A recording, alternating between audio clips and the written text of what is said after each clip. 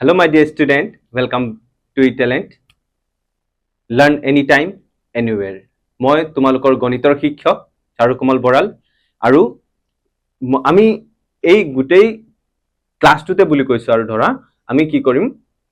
সংখ্যাৰ এটা ধাৰণা চাম আৰু অংক কেনেকে শিকে অংক বস্তুটো কেনেকে আহিছে সেইটো গোটেইটোৰ বিষয়ে আমি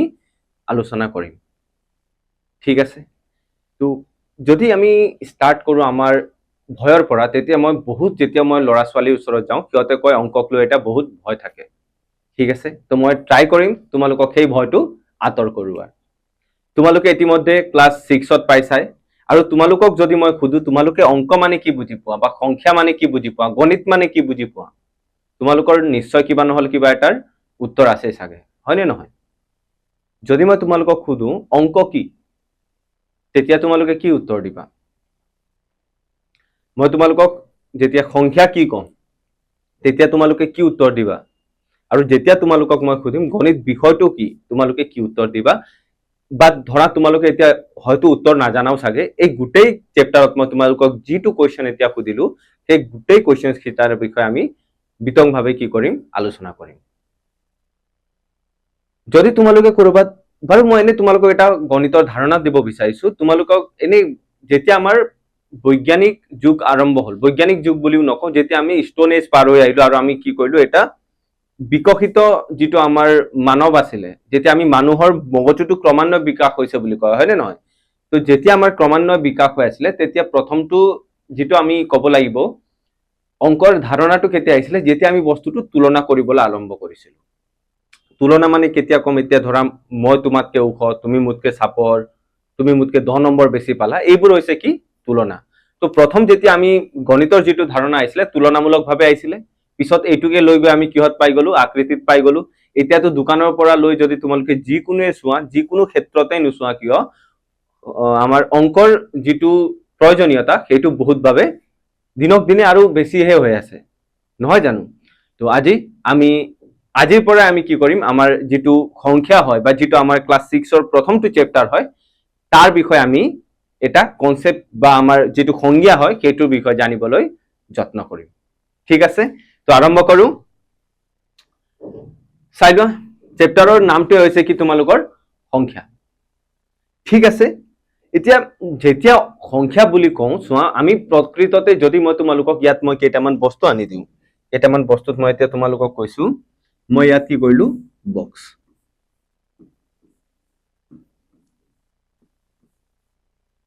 ইয়াত কেইটামান মই বক্স বনালো এতিয়া তোমালোকে এইটো বস্তু গণনা কৰিব পাৰিবানে ঠিক আছে মই গণনা কৰি দেখুৱা প্ৰথম বক্সটো মই কি বুলি কম 1 তাৰ পিছৰটো 2 তাৰ পিছৰ 3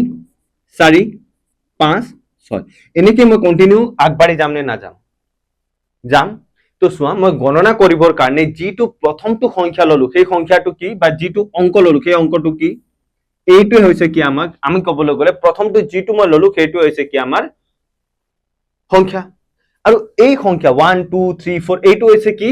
গণন সংখ্যা কিয় কাৰণ মই গণনা কেতিয়াও শূন্যৰ পৰা আৰম্ভ কৰা দেখিছা জানো নাই তো এই কিটা হৈছে কি গণন সংখ্যা ঠিক আছে এতিয়া এই গণন সংখ্যা যদি মই তোমালোকক লিখো গণন সংখ্যা কি কি আছে বুলি কওতে সোৱা 1 2 3 4 5 6 7 8 9 এইকিটা হৈছে গণন সংখ্যা এইকিটা যদি তোমালোকে ভালদৰে চোৱা 1 2 3 4 5 6 7 8 9 এইকিটা হৈছে কি আসলতে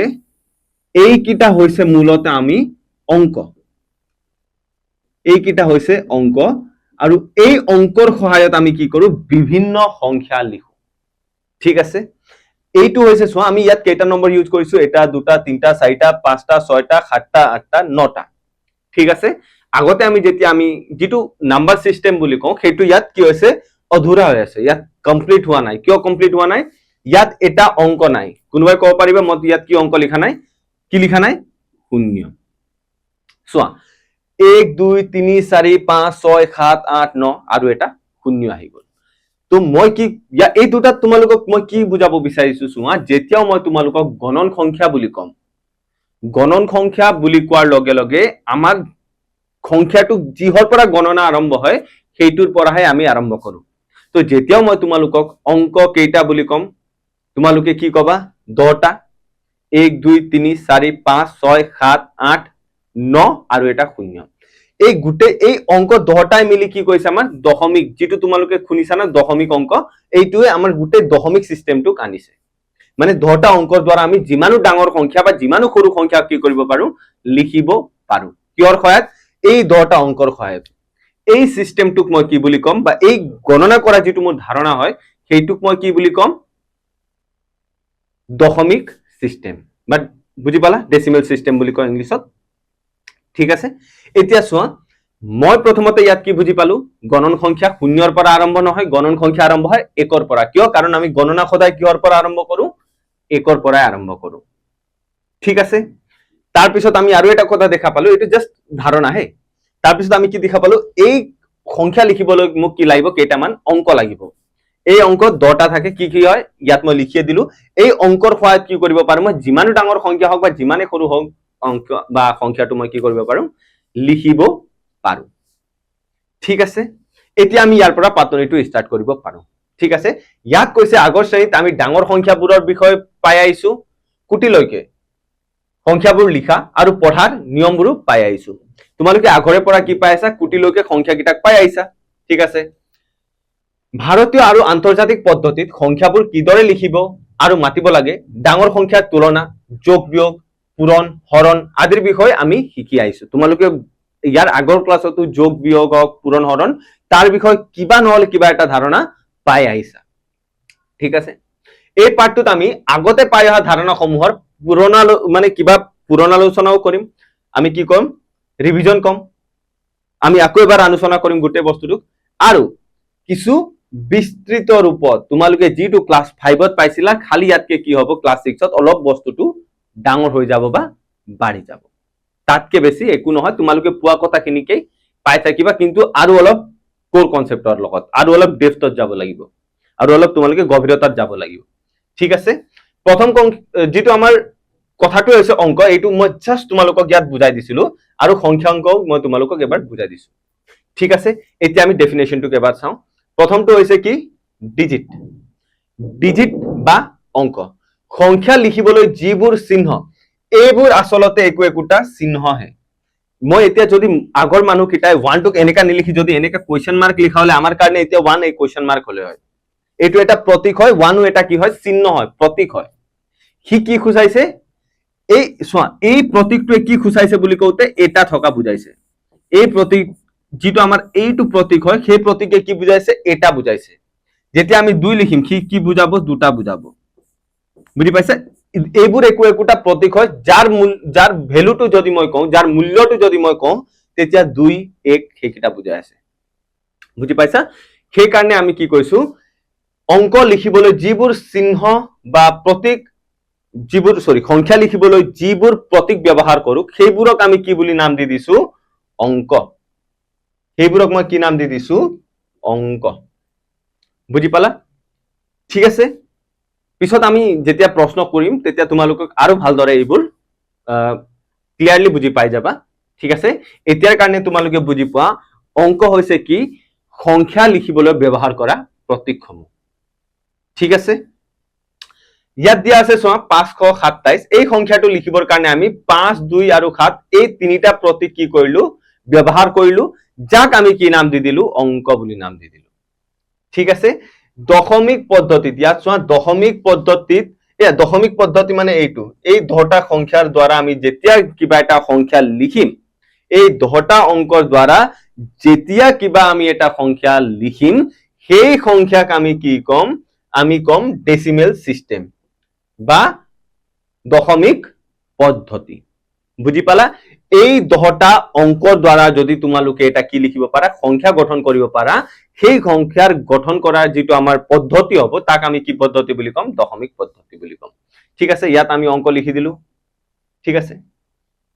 সংখ্যাংক সোয়া এই বস্তু তোমালোকৰ অলপ ইম্পৰ্টেন্ট হয় ইয়াত সংখ্যাংক কি বুজিছে অংকৰ সহায়ত এটা সংখ্যা লিখিলে তাক এটা সংখ্যাংক বোলে ঠিক আছে তোমালোকে সংখ্যাংক শুনিলে বহুত খতৰনাক বস্তু বুলি ভাবিছা থাকে বহুত টান বস্তু ভাবিছা থাকে কিন্তু ইয়াৰ যদি মই আৰু এটা নাম কম, এইটো হৈছে সংখ্যা। ইয়াক মই সংখ্যাৰ লগতো তুলনা কৰিব পাৰো। মই যদি ইয়াত লিখি দিলো 632, এইটো তোমালোকে অংক বুলি কবা নে সংখ্যা বুলি কবা? চোৱা, অংক নিজে এটা সংখ্যাও হ'ব পাৰে দেই। কেতিয়া হ'ব পাৰে? যেতিয়া সি একদম তোমালোকৰ এককৰ স্থানত থাকিব। পিছত চাম আমি নিজা মান, তাৰ ফেচ ভেলিউ, তাৰ একচুৱেল ভেলিউ, এইকেইটা আমি চাম। তেতিয়া আমি এই বস্তুটো আকৌ আমি কম। ঠিক আছে? এতিয়া যদি তোমালোকে চোৱা, এইটোৱে কি বুজাইছে? 632 বুজাইছে, হয় নে নহয়? কিন্তু ইয়াৰ যদি মই এই অংকটো কিমান বুলি ক'লে, এই অংকটো হৈছে 6, বুজি পালা? এই অংকটো হৈছে 3 আৰু এই 2, এই তিনিটা অংক মিলি কিমান বুজাইছে? এটা সংখ্যা বুজাইছে বা এটা সংখ্যাংক বুজাইছে, যিটো হৈছে 632। ঠিক আছে? আশা কৰিছো তোমালোকে এতিয়া এই কথাটো বুজি পাইছা। আকৌ এবাৰ চাই লোৱা, অংকৰ সহায়ত এটা সংখ্যা লিখিলে তাক আমি কি বুলি কম? সংখ্যাংক। যেনেকে এইটো এটা 632, এটা কি হয়? আমাৰ সংখ্যাংক হয়। বুজিছা? অংকৰ সহায়ত আমি 742 বুলি লিখা, এইটো এটা সংখ্যাই হয়। সংখ্যাংকক আমি সংখ্যা বুলিও ক'ব পাৰো। আৰু তোমালোকে আগত যেতিয়াও পঢ়ি আহিছা বস্তুটো, সংখ্যাংক নকৈ কি কৈ আছিলা? সংখ্যা বুলিহে কৈ আছিলা। জাষ্ট তোমালোকৰ এটা খালি কৰ ডিফাৰেন্সটো আহি গ'ল। এটাই নিউমেৰেল বুজাইছে, এটাই সংখ্যাংক বুজাইছে, তাক সংখ্যাৰ অংক বুজাইছে, সংখ্যাৰ অংকৰ দ্বাৰা গঠিত এটা সংখ্যা বুজাইছে মানে। বুজি পালা? ঠিক আছে, ওকে। আগত আমি দুইটা সংখ্যা ব্যৱহাৰ কৰিব পাৰো, সংখ্যাও ব্যৱহাৰ কৰিব পাৰো বা সংখ্যাংক ব্যৱহাৰ কৰিব পাৰো। এই দুইটা শব্দই আমাৰ একেটা অৰ্থ বুজাই আছে। ঠিক আছে? তাৰপিছত আহি গ'ল সংখ্যাংকন পদ্ধতি। চোৱা, তোমালোকক যদি মই সুধো এটা নাম্বাৰ কিমান ডাঙৰ হ'ব পাৰে বা কিমান সৰু হ'ব পাৰে, এতিয়া চোৱা, মই এইটো ক'লো 532 বুলি মই ক'লো, এইটো 632 বুলি মই ক'লো, ইয়াত ক'লো মই 742 বুলি ক'লো। যদি ইয়াত কৰবাত মই 500 দেখিম, মই ইয়াক কম 500 বুলি কম, হয় নে নহয়? তো মই ইয়াক কিবা এটা নিয়ম আছেনে? মই ইয়াক 550 তো কোৱা নাই, মই 500 বুলি ক'লো। ইয়াক 632 কোৱা নাই, মই 632 বুলি ক'লো, হয় নে নহয়? তো আমি যিমানেই ডাঙৰ নাম্বাৰ নাথাকক কিয়, তাক পঢ়া আৰু লিখা কি থাকে? নিয়ম থাকে। ঠিক আছে? ইয়াত এই নিয়মবোৰক আমি দুটা নিয়মত পঢ়িম। এটাটো হৈছে কি আমাৰ ভাৰতীয় সংখ্যাংকন পদ্ধতি, আৰু এটা হৈছে আন্তৰ্জাতিক সংখ্যাংকন পদ্ধতি। ঠিক আছে? ভাৰতত চোৱা, বহুত বছৰ আগতে ভাৰতত কি হৈছিলে? এটা অংক এটাৰ ডিসকভাৰী বুলি ক'ব লাগিব, বা সৃষ্টি হৈছিলে বুলি ক'ব পাৰি। ঠিক আছে? কি আৱিষ্কাৰ হৈছিলে জানা? শূন্য। আৰু এই শূন্য আৱিষ্কাৰ কোনে কৰিছিলে? আৰ্যভট্ট দেৱে। ঠিক আছে? যেতিয়ালৈকে আৰ্যভট্ট দেৱে আমাৰ এই শূন্য ধাৰণাটো অনা নাছিল বা শূন্যক এটা ৰূপ দিয়া নাছিলে, তেতিয়ালৈকে আমাৰ মাত্ৰ এইকেইটা অংকহে আছিলে। ঠিক আছে? 9 লৈকে আমি লিখিব পাৰিছিলো, কিন্তু 10 লিখিবলৈ আমাক কি লাগি গ'ল? শূন্য এটাৰ প্ৰয়োজন হ'ল নে নহ'ল? তো এইটো হৈছে দশমিক পদ্ধতি। আৰু এটা শূন্য কেনেকে তাৰ স্থান মান পৰিৱৰ্তন কৰে, আমি এই যেতিয়া আন্তৰ্জাতিক পদ্ধতি আৰু ভাৰতীয় সংখ্যাংকন পদ্ধতিটো চাম, তেতিয়া তোমালোকে ভালদৰে বুজিব পাৰিবা। তো যদি মই তোমালোকক এতিয়া সুধো, ভাৰতীয় সংখ্যাংকন পদ্ধতি মানে কি? ভাৰতত যিটো আমি এটা ডাঙৰ অংক পঢ়া বা তাৰ লিখাৰ যিটো নিয়ম হৈছে, সেইটো হৈছে কি? ভাৰতীয় সংখ্যাংকন পদ্ধতি। আৰু এইটোৱে যদি তোমালোকে বাহিৰত চোৱা, ঠিক আছে, যদি বাহিৰত মানে কি আন্তৰ্জাতিক ভাৱে যদি তোমালোকে চোৱা, ইন্টাৰনেশনেল বুলি কয় ন, যদি ইন্টাৰনেশনেলত তোমালোকে চোৱা, তেতিয়া কি হ'ব? ইয়াক লিখা পদ্ধতি বা তাক পঢ়া পদ্ধতিত কিবা এটা পৰিৱৰ্তন আহিব, হয় নে নহয়? তো সেই পৰিৱৰ্তনক আমি কি কম? আন্তৰ্জাতিক পদ্ধতি। ঠিক আছে? এতিয়া তোমালোকক মই যদি এক্সাম্পল দিওঁ, তোমালোকে এতিয়া শুনিছানে? মিলিয়নছ অফ ভিউ হ'ল,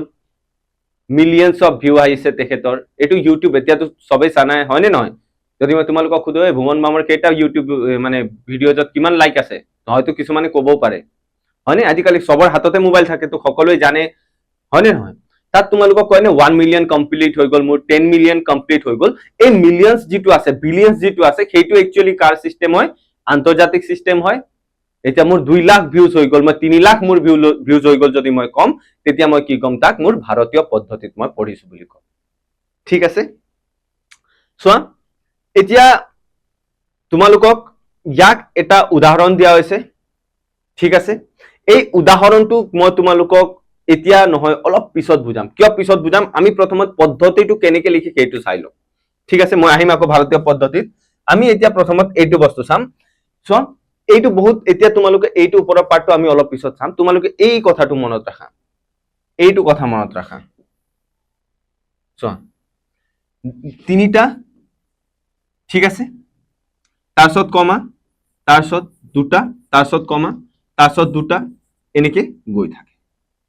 চোৱা তিনিটা দুটা দুটা কুটিত আৰু বহুত থাকিব পাৰে মই মাত্ৰ ইয়ালৈকে ড্ৰ কৰিছো দেই কুটিত মই যোৱা নাই কুটিত তোমালোকৰ এইটো ডট ডট ডট এনেকে গৈ থাকিব ঠিক আছে এইটো মই কুটিলৈকে যোৱা নাছিলো তো প্ৰথমত যদি মই তিনিটা কম এই স্থানটো হৈছে কিয় জানা ইয়াক মই একক স্থান বুলি কম বা ইয়াক এইটো স্থান হৈছে এককৰ স্থান আৰু এইটো তিনটাই মিলি কি বুজাব একক একক স্থান বুজাব ইয়াৰ নাম হৈছে একক ইয়াৰ নাম হৈছে দহক আৰু ইয়াৰ নাম হৈছে শতক তোমালোকে আগতে পঢ়ি আহিছা ঠিক আছে প্ৰথম স্থানটোৱে কি বুজাব একক আৰু এই তিনিটাকো মিলা আমি কি বুলি কম একক বুলিয়ে কম ঠিক আছে তাৰ পিছত কিহত গুছি যাম আমি হাজাৰ কিহত গুছি যাম হাজাৰ ঠিক আছে তাৰ পিছত আমি কিহত গুছি যাম চোৱা কিহত গুছি গলো লাখ তাৰ পিছত কিহত গুছি যাম এতিয়া ইয়াত যদি পৰি যায় আমি কি কম কোটি বুজি পালা তো প্ৰথমটো হৈছে কোটি তাৰ পিছত আহিছে কিহত লাখত তাৰ পিছত আমি আহিলো হাজাৰত তাৰ পিছত আহিলো আমি একক একক বুলি ক'লে 100 200 250 এনেকে যেটো আহে আমাৰ একক দহ শতক হেতুক আমি একেলগতে একক বুলি কম ঠিক আছে এইটো কম আমি ভাৰতীয় পদ্ধতি আৰু মোৰ মতে তোমালোকে আগতো ভাৰতীয় পদ্ধতি পাই আহিছা ঠিক আছে এতিয়া যিমানে ডাঙৰ সংখ্যা নাথাকক কিয় যেনে মই লিখিলো 6 3 4 2 1 6 3 4 2 1 ঠিক এতিয়া মই যেতিয়া ভাৰতীয় স্থানত মই চাব লাগিব মই কি কৰিম প্ৰথমত তিনিটা ঘৰৰ আগত এটা কমা দিম দুটা ঘৰে আছে ইয়াতে কমা হৈ গলে আমি লিখিব নালাগে ঠিক এইটো হৈছে এককৰ স্থান এইটো হৈছে দহকৰ স্থান এইটো হৈছে শতক এই তিনিটাই মিলি কি বুজাই কৈছিলো মই একক তাৰপিছত কিহত আহি যাম আমি এই দুটা সংখ্যা কিহত আছিলে হাজাৰ এইটো হৈছে একক হাজাৰ এইটো হৈছে দহক হাজাৰ বুজি পালা তো মই এতিয়া যদি কম তোমালোকে কিমান হল বুলি কওঁতে হাজাৰত কিমান আছে 61 62 63 তো ইয়াত আমি কিমান লিখিম 63 হাজাৰ আৰু এইটো কিমান হয়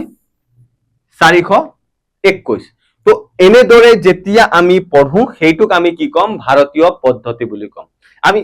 কোৱেশ্চন এনসাৰ্স আমাৰ কালিৰ পৰা এনেকা বহুত কোৱেশ্চনস কৰিম বহুত মানে বহুত বেছি কৰিম তোমালোকে ইয়াৰ কথা টেনচনই ল'ব নালাগে এইটো কথা খালি বুজি পাইছা নাই এতিয়া মোক তোমালোকে জনাব লাগিব ঠিক আছে ইয়ালৈকে বস্তুটো বুজি পাইছা নে নাই তোমালোকে মোক জনাব লাগিব ঠিক আছে মই আকৌ এবাৰ কৈছো চোৱা যিমান ডাঙৰ সংখ্যা নহওক কিয় তাক পঢ়িবৰ কাৰণে বা তাক লিখিবৰ কাৰণে আমাক সুবিধা লাগিছিল তো আমাক ভাৰতীয় পদ্ধতিত আমি এটা নিয়ম ওলাইছিলো যাক আমি পিছত কি বুলি কলো ভাৰতীয় পদ্ধতিত সংখ্যা লিখা আৰু পঢ়া এতিয়া তোমালোকে অলপ হয়তো ভাৰতীয় ধাৰণা যেটো হয় অলপ হলেও কিবা এটা বুজি পাই গলা তাত আমি কিহত লিখিম একক দহক শতক হাজাৰ অযুত লাখ নিযুত কোটি এনেকে আমাৰ কোটিটো হৈছে সৰ্বোচ্চ ঠিক আছে তেনেকে আমি যেতিয়া বাৰু আমি আন্তৰ্জাতিকত অলপ পিছত যাম এতিয়া আমি কি কৰিম এবাৰ ভাৰতীয় সংখ্যাঙ্কন পদ্ধতিটো চাই লওঁ ঠিক আছে ভাৰতীয় সংখ্যাঙ্কন পদ্ধতিত চোৱা আমি আগতে পাই আহিছো যে ডাঙৰ সংখ্যাবোৰ মাতুতে কেইটামান নিৰ্দিষ্ট স্থানৰ অংকবোৰৰ লগ লগাই একোটা গোট কৰি লোৱা হয় এনে একোটা গোটক পৰ্যায় বুলি কোৱা হয় এইটো পৰ্যায় আছিল এইটো মই যে এতিয়া তোমালোকক ড্ৰ কৰিছিলো ইয়াৰ নেক্সট পেজত এইটো এটা পৰ্যায় মই এই তিনিটা কলো না এইটো এইটো এইটো এই কমা এইটো এটা পৰ্যায় হল এইটো এইটো এইটো দ্বিতীয় পৰ্যায় হল এইটো এইটো তৃতীয় পৰ্যায় ইয়াৰ পিছত যেটো থাকিব এইটো চতুৰ্থ পৰ্যায় মানে এইটো হৈছে এটা পৰ্যায় দ্বিতীয় পৰ্যায় তৃতীয় যিমান কমা আছে না এই কমাবোৰক তোমালোকে পৰ্যায় বুলি ভাবিলে হল এইবোৰে আমাক পৰ্যায়টো ভাগ কৰাত সহায় কৰিছে ঠিক আছে তো তোমালোকে পৰ্যায় কি বুজি পালা ঠিক আছে তো আমাৰ চাৰিটা পৰ্যায় পালো চাৰিটা পৰ্যায় কি কি আছিল প্ৰথমটো হৈছে একক তাৰ পিছত আহিব হাজাৰ তাৰ পিছত আহিব কি লাখ তাৰ পিছত কি আহিব কোটি তো এইকিটা হৈছে একোটা পৰ্যায় একোটা স্টেপ ইয়াত তোমালোকৰ নাম দিয়া হৈছে ঠিক আছে মই অলৰেডি তোমালোকক অংকনৰ সহায়ত বুজাই দিলো এই অযুতক আমি অযুত নপঢ়ি কি কওঁ 10000 কওঁ ঠিক আছে আমি কেনেকে পঢ়ো 10000 20000 30000 অযুত বুলি নকওঁ আগতে অযুত বুলি পঢ়িছিলে ঠিক আছে এই স্থান দুটা অংকবোৰত থাকে লাখ পৰ্যায়ত লাখ বা নিযুত এইকেইটা 10 লাখ এই দুটা অংকৰ স্থানবোৰ থাকে কোটি পৰ্যায়ত আৰু তাৰ বাওঁফালৰ স্থানৰ 10 কোটি 1 কোটি 1000 কোটি ইত্যাদি অংকবোৰ থাকে ঠিক আছে এইটো তোমালোকে এবাৰ পঢ়ি চাবা বুজি নাপালে বুজি নোপোৱা বুলি কথা নহয় চোৱা তোমালোকে প্ৰথমবাৰ যদি পঢ়িছা কিবা এটা বুজি নাপাব বা তেনেকা থাকি যাব পাৰে যেতিয়া মই কালি তোমালোকক প্ৰশ্ন উত্তৰ কৰাম মানে কালিতো আমি গোটেই যেতিয়া আমাৰ নেক্সট ক্লাছ আমি যেতিয়া এপ্লিকেশনৰ ক্লাছত যাম যেতিয়া আমি অংক কেনেকৈ কৰে সেইটো ক্লাছত যাম তেতিয়া তোমালোকে এনেকা অংক ইমানে কৰিবা যে তোমালোকে মই কি কৈ আছো এতিয়া ভালদৰে বুজি পাই যাবা ঠিক আছে তো এইটো হৈছে আমাৰ কি ভাৰতীয় পদ্ধতি ঠিক ইয়াত তোমালোকৰ এটা বহুত ইম্পৰ্টেন্ট কথা আছে মই যি ক'ব বিচাৰিছো আৰু এইটো ইয়াত সবতকে বেছি মন কৰিবলগীয়া সেইটো হয় কথাটো যেতিয়া তোমালোকে ভাৰতীয় পদ্ধতি বা আন্তৰ্জাতিক পদ্ধতি চোৱা তোমালোকে পৰ্যায়ৰ মতেহে তোমালোকে ক'ব পাৰিবা যে কোনটো কি নিয়মত লিখা হৈছে বুজি পালা ভাৰতীয় পদ্ধতিত কি হ'ব মনত ৰাখিবা প্ৰথমত তিনিটা তাৰ পিছত দুটা তাৰপিছত গৈ থাকিব মানে এনেকৈ এতিয়া দুটা এটা বুলি নহয় তাৰপিছত যেইটাও থাকে গোটেই কুটিতে সোমাব ঠিক আছে মই আকৌ এবাৰ কৈছো চোৱা এইটো হৈছে তিনিটা তাৰপিছত দুটা আৰু ইয়াৰ পিছত কি হ'ব ইয়াত তোমালোকৰ ডিপেন্ড কৰিব ইয়াত 100 হৈ যাব পাৰে 200 হৈ যাব পাৰে সেইটো প্ৰশ্ন চাই আমি ক'ব পাৰিম ঠিক আছে তো ইয়াত তোমালোকে কি কৰিব লাগিব মনত কৰিব লাগিব এই কমাটোহে এই কমা দেখিছা এই কমাহে আমাক কি কৰিবলৈ কমাটো চাই আমি কি ক'ব লাগিব এইটো ভাৰতীয় নিয়ম হয় নে এইটো আন্তৰ্জাতিক নিয়ম হয় ঠিক আছে এতিয়া বাৰু মই ক'লো এতিয়া ভাৰতীয় নিয়মটো এইটো হয় এতিয়া আন্তৰ্জাতিক নিয়ম কেনেকা থাকে আন্তৰ্জাতিক নিয়মত বাৰু আমি চাম আজি অলপ চাম তাৰ আগতে আমি এটা টপিক সৰু এটা টপিক চাওঁ নিজামান আৰু স্থানমান চোৱা আচ্ছা মই যদি তোমালোকক কওঁ এইটো মোৰ তিনিটা ঘৰ আছে ঠিক আছে বাৰু তোমালোকে এইটো সংখ্যাটো কিমান হয় কোৱা ইয়াক যদি মই কম ইয়াক কি বুলি পঢ়িম মই 505 ঠিক এইটোতো 5 হয় এইটো 5 হয় ইয়াক কিয় মই 500 বুলি ক'লো আৰু ইয়াক কিয় মই 5 বুলি ক'লো এইটোৱে হৈছে যদি তোমালোকে মই কোৱা প্ৰশ্নটো বুজি পাই গলা তেন্তে তোমালোকে ইয়াত দুটা বস্তু বুজি পালা নিজামান আৰু স্থানমান ইয়াৰ 5টো যেটো ইয়াত 5 মই কৈ আছো যেটো বাৰে বাৰে এইটো 5টো এই 5টো ইয়াৰ কি হয় একচুয়ালি নিজামান 5ৰ নিজামান 5 6ৰ নিজামান সদায় 6 7ৰ নিজামান সদায় 7 8ৰ নিজামান সদায় কি তাৰ 8 হ'ব কিন্তু যেতিয়া সেই 5টোক মই কি কৰিম এইকিটা স্থানত ভৰাম এই বক্স কিটা কিন্তু কি হৈছে একোটা স্থান হৈছে যেতিয়া মই ইয়াৰ স্থানত ভৰাই দিম তেতিয়া তাৰ স্থান মানৰ কিবা এটা পৰিৱৰ্তন হ'ব যেনেকা ই এটা 5 বুজাইছিলে কিন্তু ইয়াত হোৱাৰ লগে লগে কি বুজাই দিলে এতিয়া 5 পূৰণ 100 ইয়াত থকা 5ৰ মানটো হৈছে এইটোহে এইটো 5 নহয় এইটো কিমান হয় 500 হয় তো যেনেকা কুৰ্চি এতিয়া ধৰা তোমালোকৰ এনেকা হয় না এতিয়া ধৰা আমাৰ এই ইলেকশন হৈ গল এতিয়া আমাৰ মুখ্যমন্ত্ৰী ডাঙৰীয়া হৈছে কোন ডক্টৰ হিমন্ত বিশ্ব শৰ্মা তেখেত আমাৰ এটা পজিশনত আছে এই পজিশনত থকাৰ কাৰণে মই তেখেতক কি কৈ আছো সিএম হয় নে নহয় যিদিনা তেখেত সিএম ৰ পৰা আঁতৰি যাব যেনেকৈ আগত কোন আছিল আমাৰ স্বৰ্গীয় তৰুণ গগৈ ডাঙৰীয়া তো তেখেত তেতিয়ালৈকে আছিলে তেতিয়া আমি সিএম কোন বুলি কওঁতে আমি কোন কৈছিলো আমি কৈছিলো তেতিয়া আগৰ দিনত থকালে আমি কোন ক'বলগীয়া হলে হয় তৰুণ গগৈ ডাঙৰীয়া যেতিয়া আমি কওঁ এতিয়া কোন বুলি ক'লে কোন কওঁ আমি হিমন্ত বিশ্ব শৰ্মা যদি আৰু পিছত যদি কোনবা নেক্সট সিএম হৈ যায় তেতিয়া তেখেতৰ স্থানটো পৰিৱৰ্তন হ'ব বুজি পালা নহয় তাৰ নামটো পৰিৱৰ্তন হ'ব কিন্তু এই চকীৰ পৰিৱৰ্তন হ'ব জানো ইয়াত যোন বহিব খেস ই হয় নে নহয় সিএম বুজি পাইছা তেনেকে ইয়াত যোন বহিব তাৰ কি হ'ব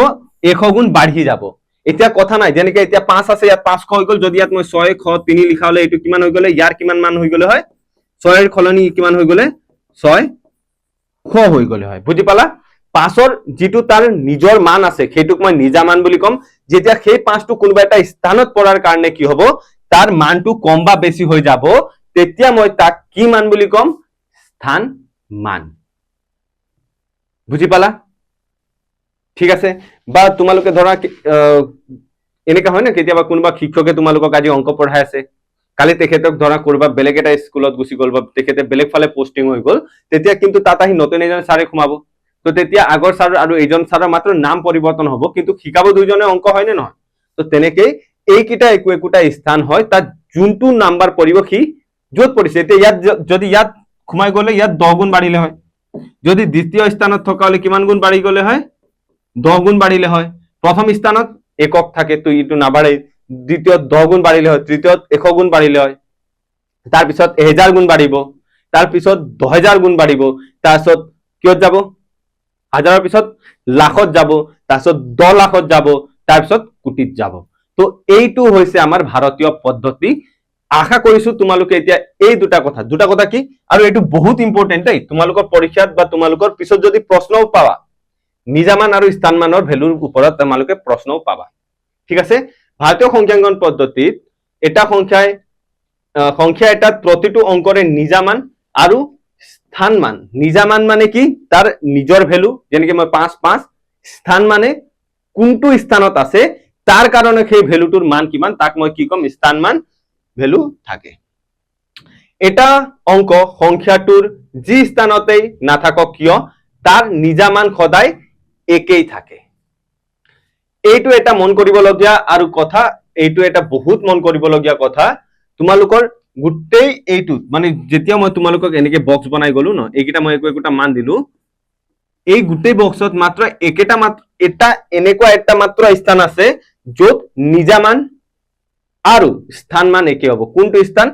এইটো। কিয়, এইটো কিমান হয়, এইটোৱেও 5 বুজাইছে আৰু ইয়াত কিমান হয় 5 পূৰণ 1 হৈ আছে, তো ইয়াৰ নিজামান আৰু ইয়াৰ স্থানমান দুটাই সদায় কি হৈ থাকিব, একেই থাকিব। বুজি পালো মই কি কলো, আশা কৰিছো সকলোৱে বুজি পাইছা। এইটোৰ বাহিৰে একদম লাষ্টৰ নাম্বাৰটোৰ বাহিৰে তাৰ আগৰটোকো যদি চোৱা 10 গুণ বাঢ়ি যাব, তাৰ আগৰটো 100 গুণ বাঢ়ি যাব, এগুণো নবঢ়াকে বা এগুণ মানে একেবাৰে পৰিৱৰ্তন নোহোৱাকে কোনটো স্থানত থাকিব বুলি কওঁতে মাত্ৰ এটা স্থান আছে, সেইটো হৈছে এইটো স্থান। সেইটোৱে ইয়াত ক'ব বিচাৰিছে, এটা অংক সংখ্যাটোৰ যি স্থানতে নাথাকক কিয় তাৰ নিজামান সদায় একেই থাকে। ঠিক আছে, আনহাতে অংক এটাৰ স্থানমান অংকটো বহি থকা স্থানৰ ওপৰত নিৰ্ভৰ কৰে। ঠিক আছে, বুজি পালা। তাৰ নিজামানটো পৰিৱৰ্তন নহয়, তাৰ পৰিৱৰ্তন কৰিব স্থানটোৰ কাৰণে। মই এইটোৱে বুজাই আছো, 5ৰ লগত 100 পূৰণ কৰা। আৰু এইটো চোৱা, এইটো মাত্ৰ এনেকা এটা মান য'ত তাৰ নিজামান আৰু স্থানমান একে থাকে, তাৰ বাহিৰে প্ৰত্যেকটোতে কি হয়, নিজামানটো যি আছে ই গুণৰ ক্ৰমত বাঢ়ি যায়। যেনেকে প্ৰথমটোত পৰা 1 আগত গলা 10 গুণ, তাৰ আগত গুচি গলা আৰু 10 গুণ, তাৰ আগত গুচি যোৱা আৰু 10 গুণ, এনেকে বাঢ়ি বাঢ়ি কি হৈ থাকিব, ইনক্ৰিজ হৈ থাকিব বা বাঢ়ি গৈ থাকিব। ঠিক আছে, ইয়াত তোমালোকক কেইটামান এক্সাম্পল দিছে আৰু এনেকা আমি কালি প্ৰশ্ন পামেই। ঠিক আছে, তো কালি আমি এনেকা প্ৰশ্নও কৰিম। তো তোমালোকে ভাৰতীয় পদ্ধতিত কি শিকিলা, পৰ্যায় কি হয় আৰু কি শিকিলা, পৰ্যায় আমি কেনেকে তাক পৰিৱৰ্তন কৰো বা পৰ্যায়টোক আমি কেনেকে চেঞ্জ কৰো। এটাৰ পৰা আনটোক লিখোতে আমি কি কমাই যাওঁ, প্ৰথমত 3টা, তাৰপিছত 2টা, তাৰপিছত 2টা, তাৰপিছত 3টা 4টা যিমানটা হ'ব পাৰে। ঠিক আছে, তোমালোকক মূলত 4টা আহিব পাৰে, তাতকে বেছি নাহে। এতিয়া চোৱা বাৰু, আন্তৰ্জাতিক পদ্ধতিত কিবা পৰিৱৰ্তন আছে নেকি, আছে চোৱা। এতিয়া এইটো কোৱাৰ আগতে মই জাষ্ট এটা 1 মিনিটৰ তোমালোকক এটা প্ৰশ্ন সুধিছো, মোক কোৱা তোমালোকে, আমি আন্তৰ্জাতিক পদ্ধতি আৰু ভাৰতীয় পদ্ধতিত দুটা বেলেগ বেলেগ শিকি পোৱাৰ ৰিজনটো কি? আমি ভাৰতীয় পদ্ধতি মাত্ৰ পঢ়িলে নহব নেকি? ভাবি চোৱাচোন। নহব, হব যদি তোমালোকে ভাৰতত মাত্ৰ থাকা। কিন্তু আজিকালি ভাৰতত মাত্ৰ থকা বুজোৱা নাই, মোবাইল যেতিয়া আছে আমি গোটেইটো গোলকীয়কৰণ নিচিনা হৈ গৈছো, আমি এটা সৰু এটা গোলকৰ নিচিনা হৈ গৈছো, হয় নে নহয়? তো আমি ভাৰতৰ নিয়মো জানিব লাগিব, বাহিৰৰ নিয়মো জানিবই লাগিব। কাৰণ এনেকাতো নহয় আজীৱন তোমালোকে ইয়াতে থাকিবা, কেতিয়াবা হয় কিছুমান বাহিৰতো গুচি যাব পাৰা, হয় নে নহয়? তো আন্তৰ্জাতিক পদ্ধতি হৈছে এনেকে এটা পদ্ধতি য'ত হোল ৱৰ্ল্ডটোৱে বুজি পাই যাব, আচ্ছা তোমালোকে এইটো নিয়মত লিখিছা। ইয়াৰ এটা বহুত ভাল এটা যদি তোমালোকক বুজাও আমি কিয় আন্তৰ্জাতিক পদ্ধতি লাগি গ'ল। ধৰা এতিয়া তিনিটা ঠাইৰ সাইন্টিষ্ট আহি গ'ল, তিনিটাৰে বেলেগ বেলেগ ঠাইৰ সাইন্টিষ্ট আছে। এতিয়া যদি সবে নিজৰ মতে নিজৰ ভাষাৰে কথা পাতে, বুজি পাবা জানো? ভাবি চোৱাচোন, এজনে ধৰা আহি গ'ল ইয়াৰ, ধৰা অসমৰ পৰা কোনোবা গৈছে ভাৰতক প্ৰতিনিধিত্ব কৰি, তেখেতে পুৰা লাখ হাজাৰলৈকে বুজাই গ'ল। তাৰপিছত বেলেগ এজন আহিছে চাইনাৰ পৰা, তেখেতেতো 1 2 আমাৰ নিচিনাকে 1 2 3 4 নকয়, সিহঁতৰ বেলেগ কিবা হ'ব চাগে, হয় নে নহয়? তো তেখেতে আহি কি ক'ব ইয়াত, নিজৰ ভাষাত কৈ দিব চিং চাং চু, হয় নে নহয়? তোমাক বুজি পাবা? নাপায়। বেলেগ ধৰা চাইনাৰ মানুহ আহি গ'ল, তেখেতে আকৌ মংগোলিয়ানত কৈ দিলে, আমি বুজি পাম জানো? হয় নে নহয়? নাপাওঁ। তো আমি যেতিয়া ভাষাই বুজি নাপাম, আমি যিটো কথোপকথন কৰিব গৈছিলো, আমাৰ যিটো আলোচনা কৰিব গৈছো, সেইটো হ'ব পাৰিব জানো? নহয়। সেইকাৰণে আমি ভাৰতীয় পদ্ধতি আৰু আন্তৰ্জাতিক পদ্ধতি দুয়োটা পদ্ধতিয়ে পঢ়িব অনিবাৰ্য বুজি পালা সেইকাৰণে তোমালোকক আন্তৰ্জাতিক পদ্ধতিও দেখুৱাই দিছে ঠিক আছে এতিয়া চোৱা আন্তৰ্জাতিক পদ্ধতি তোমালোকে পাই আইছা শুনি আইছা কেনেকে ইউটিউবৰ মাধ্যমেৰে আজিকালি যেতিয়াও চোৱা কোনোবা এটা ব্লগাৰ হওক বা কিয়ে হওক যদি তোমালোকে তাক ফলো কৰা তাৰ 10 মিলিয়নছ হৈ গ'ল 20 মিলিয়নছৰ কেক 30 মিলিয়নছৰ কেক কোনোবাই কাটিয়ে থাকে হয়নে নহয় তো ইয়াত তোমালোকে সেইটোৱে পৰিৱৰ্তন দেখা পাবা ঠিক আছে এককৰ পৰা হাজাৰলৈকে একো পৰিৱৰ্তন নাই একক সেম থাকিব यानी কি হ'ব আমাৰ স্টাৰ্টিং একক দশক শতকৰ পৰাই হ'ব তাৰ হাজাৰত যেতিয়া যাবা চোৱা ইয়াত কি হ'ব হাজাৰ 10000 100000 তাৰ পিছত মিলিয়ন 10 মিলিয়ন 100 মিলিয়ন আগত কিমান হৈ আছিল ইয়াৰ আগত যদি আমি চাও ভাৰতীয় নিয়মত যদি চাও দুটা দুটাকে হৈ আছিল কি হৈছিল প্ৰথম একক দশক শতক তাৰ পিছত কমা কি আছিল হাজাৰ তাৰপিছত 10000 কমা লাখ 10 লাখ কমা কোটি 10 কোটি 100 কোটি 1000 কোটি বুজি পালা ইয়াত তেনেকে নহয় যদি আমি ভাৰতীয় নিয়মত চাম কিমান হৈছিল এটা দুটা তিনিটা কমা এটা দুটা কমা আকৌ দুটা কমা তাৰপিছত এনেকে গৈ আছিল হয় যেতিয়া তোমালোকে আন্তৰ্জাতিক পদ্ধতিত চোৱা এটা দুটা তিনিটা কমা তিনিটা কমা তিনিটা এনেকে গৈ থাকিব এইটো হ'ব আমাৰ একক যেটো আমি একক বুলি কওতে মেইনলি কি তিনিটা পঢ়িম একক দশক শতক এইটো হ'ব কি আমাৰ থাউজেন্ডস নিয়তে থাউজেন্ডস বুলি কয় যেটো আমাৰ হাজাৰৰ ঘৰ হয় তাৰ পিছত আমি কিমান যাম মিলিয়ন যেটো তোমালোকে ইউটিউবাৰ্স কিটা কেক সে কটা দেখি থাকা তাৰ পিছত এটা আছে বিলিয়নস বিলিয়নাৰি বুলি কয় এটা তাৰপিছত ট্ৰিলিয়নসও থাকে ইয়াত বাৰু না আমাক না লাগে এনেকে আমি কি কৰিম বাঢ়ি বাঢ়ি বাঢ়ি বাঢ়ি আগফালে গৈ থাকিম তো এনেকা পদ্ধতি যেতিয়া আমি পৰ্যায়সমূহ তিনিটা স্থানত ভাগ কৰিম তাক আমি আন্তৰ্জাতিক পদ্ধতি বুলি কম ঠিক আছে তো আন্তৰ্জাতিক পদ্ধতিত যেতিয়া আমি কিবা এটা নাম্বাৰস লিখো বা যেতিয়া মই কিবা এটা সংখ্যা পঢ়িম তাকো পঢ়া অলপ টেকনিক থাকে যেনেকৈ মই এতিয়া যেতিয়া পঢ়িম যদি ইয়াত থাকে কি হ'ব ইয়াত থাকিলে মই 100ৰ ভিতৰতে থম ইয়াত হলে 1000 যদি ইয়াত গুছি যায় 3 বিলিয়ন মানে 3 মিলিয়ন 2000 3 মিলিয়ন 4503 তেনেকে টাইপত কি হৈ থাকে সংখ্যাবোৰ আহি থাকে ঠিক আছে ওকে তো আশা কৰিছো তোমালোকে এই বস্তুটো বুজি পাইছা এই বস্তুটো বুজি নাপালেও আমি যেতিয়া 1.4 বিত যাম তেতিয়া আমি গোটেই এই টপিকটোকে লৈ আমি বহুত প্ৰশ্ন কৰিম তেতিয়া তোমালোকে এই কথাটো বুজি পাই যাবা প্ৰথমে আমি ভাৰতীয় নিয়মৰ বহুত প্ৰশ্ন কৰিম তাৰ পিছত আকৌ আমি কিহত যাম আন্তৰ্জাতিক নিয়মত যাম আৰু আন্তৰ্জাতিক পদ্ধতিত আমি কি কৰিম বহুকেইটা সংখ্যা বা বহুকেইটা আমাৰ যিবোৰ নিউমেৰিকেলস আছে বা অংক আছে তাকো সমাধান কৰাৰ যত্ন কৰিম আজিৰ লাষ্ট টপিকও ক'ব পাৰি আৰু এইটো হৈছে আমাৰ মেইন টপিকটো যেটো মই তোমালোকক কৈছিলো এতিয়া চোৱা আন্তৰ্জাতিক পদ্ধতিত ডাঙৰ সংখ্যাবোৰ লিখোতে পৰ্যায়বোৰ মুৰে মুৰে একোটা কমা দিলোৱা হয় কোফালৰ পৰা তিনটা এইটো কথা তোমালোকে মনত ৰাখিলে তোমালোকে আন্তৰ্জাতিক পদ্ধতি বুজি পাই যাবা ইয়াত একো পৰিৱৰ্তন নাই লাখ নাই খালি আমি লাখ ভৰাইছিলো ইয়াত আমি কি কৰিম মিলিয়ন পাম বিলিয়ন পাম লাখ নাপাম আমি ঠিক আছে বাকি সব সিম্পলি সেম থাকিব তো আমি খুফালৰ পৰা তিনিটা অংকৰ মুৰে মুৰে এইটো তিনটা এনেকে গৈ থাকিলে আমি তাক কি নিয়ম বুলি কম আন্তৰ্জাতিক পদ্ধতি ঠিক আছে তো আমি আকৌ এবাৰ আমাৰ গোটেই চ্যাপ্টাৰটো 2 মিনিট মান কি পঢ়িলো চাই মেলি কি কৰিম আজিৰ ক্লাসটো সামৰণি মাৰিম ঠিক আছে তো প্ৰথম আমি কি শিকিলো অংকৰ ধাৰণা অংকটো আমি তুলনাত্মকমূলক ভাৱনাৰ পৰা আমি আনিছিলো হয়নে নহয় তাৰ পিছত কি শিকিলো অংক এটা বহুত নাম্বাৰ বহুত ডিজিট বা কি কয় অংক এটাক আমি সংখ্যা ৰূপ দিব পাৰো কি কৰি তাৰ স্থানটোত ভৰাই বা একোটা স্থানাংকত লিখি ঠিক আছে তাৰ পিছত আমি কি চালো অংক আৰু সংখ্যা কি অংক কি আছিল অংক হৈছে সংখ্যা লিখিবৰ কাৰণে ব্যৱহাৰ কৰা প্ৰতীকসমূহ সংখ্যা কি আছিল এই প্ৰতীকসমূহৰ সহায়ত আমি কি কৰিম তাৰ এটা এনেকা পদ্ধতিত লিখিম যাতে কি এটা বুজাব এই তিনিটা অংক মিলি এতিয়া কি বুজাব এটা সংখ্যাংক বুজাব ঠিক আছে হেতুতে আমি কি পালো সংখ্যাংক আৰু সংখ্যাটো একে বস্তু ঠিক আছে তাৰ পিছত আমি কি লিখিলো পঢ়াবা লিখা নিয়ম তাৰ প্ৰথম নিয়মটো আমি ভাৰতীয় পদ্ধতিত চালু কি হল যত তিনিটা পৰ্যায় তিনিটা কমা এটা মানে তাৰছত আকৌ দুটা কমা দুটা এনেকে আমি বনাই গলো তাৰ পিছত আমি আৰু এটা পঢ়িলো সেইটো হৈছিল পৰ্যায় কি আছিল এই কমা চিহ্নৰ দ্বাৰা আমি যিটো ভাগ কৰো সেইবোৰে হৈছে একো একোটা পৰ্যায় ঠিক আছে তাৰপিছত আমি কি শিকিলো আন্তৰ্জাতিক